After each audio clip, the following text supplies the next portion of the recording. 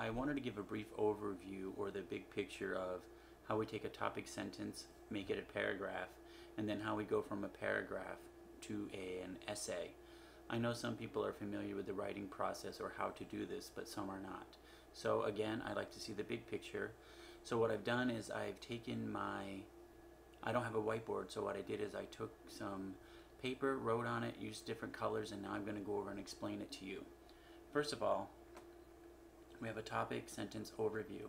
A topic sentence is kind of like a formula. It has two parts. You need a topic plus your controlling idea, and then that will equal your topic sentence. Some books will call it the main idea. I like the word topic sentence. That way we know the topic sentence will always be a sentence. It won't be a question. For example, let's take a look. Mexico has 3 beautiful cities. What's the topic? What are we talking about? Mexico. What am I going to tell you about Mexico? It has 3 beautiful cities. So Mexico again is the topic, and the controlling idea, or what I'm being controlled on how much I can write. Am I going to tell you about 4 cities? No, I'm going to tell you about 3. So that's why they call it a controlling idea. It controls what you're going to write about the topic, and in this case it's Mexico. In my class, if you were to write an essay or a paragraph and you tell me that you're going to if you tell me you're going to talk about 3 beautiful cities and in your paper you talk about 4, you're out of control and I'm going to take points off for that. But that's easy to fix. You could always go back and change 3 to 4. Then your paragraph or your essay would be back in control. Next, where are the topic sentences usually found? They're usually the first sentence of the paragraph. This here is the symbol for paragraph. And I usually write my paragraphs this way. I like to start with the topic sentence. I like the reader to know exactly what the paragraph is going to be about. That's just my style. Next, let's take a look at some more topic sentences. I had a bad day for 3 reasons. That's a good topic sentence because I is the subject. And what happened? I had a bad day, and for what? 3 reasons. Take a look here. I had a bad day for many reasons. It's still a good topic sentence. It's not as specific as the 3 reasons. You're using the word many. But you have a topic and a controlling idea. Then the last one here is, I had a bad day. This is also a topic sentence. Who is the topic? I am. What are you going to tell me? I had a bad day, and then I'm going to list the reasons. So all 3 of these are topic sentences. I wanted to show this because some students think that you have to have 3 reasons or many reasons. That's not necessary. You can keep it this simple because we're going to turn it into a question anyway. Well, how did I or Kevin have a bad day? And then we know that you, the author, are going to list those reasons. So all of these examples are acceptable. Now that we have our topic sentence, we're going to make a paragraph. Let's start off small. First of all, again, our topic sentence was, Mexico has 3 beautiful cities. This is a paragraph, and we all know that the first sentence of the paragraph should always be indented. On a computer, you can hit tab, which is probably the best thing. Or if you're handwriting, go in about 1 inch. But you always must have an indent at the beginning of a paragraph. So again, I like my topic to be the first sentence. My second sentence is going to be San Felipe. Yes, it's a beautiful city. That is my major detail. Then I'm going to give a minor detail or give some examples or some more specific information only about San Felipe. Number 4, I'm going to go to my second beautiful city, which is Oaxaca. Well, I should say the city of Oaxaca. And then I'm going to give some examples or some details about that. And then the last one I'm going to talk about is Mexico City. That will be my last major detail. And then you can give your minor details, as many as you want. And then the last sentence will be your conclusion sentence. So this is a paragraph in a nutshell. And we can always verify to see if we've stayed in control. Our controlling idea has 3 beautiful cities. We talked about 1, 2, 3. So this paragraph is in control. Now we're going to change this paragraph into an essay. Let's go down.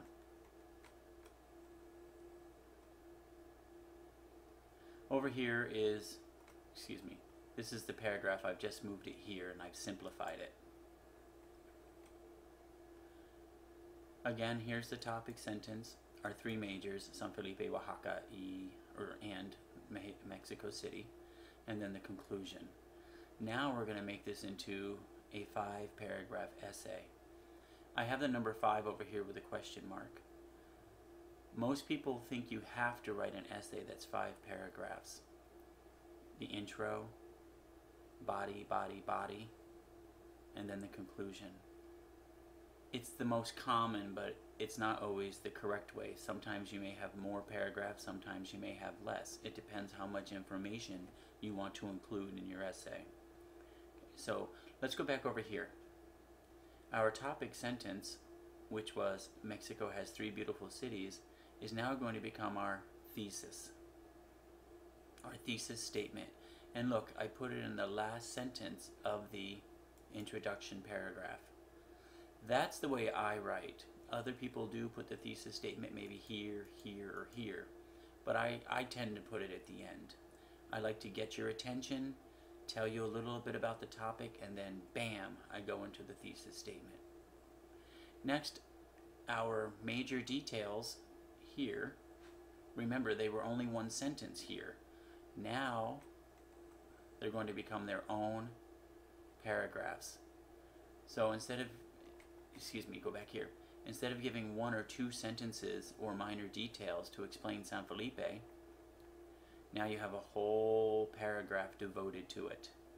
The second body paragraph we will devote to Oaxaca, and then the last paragraph we will devote to Mexico City. And if you see these green arrows, they're pointing to need topic sentences now.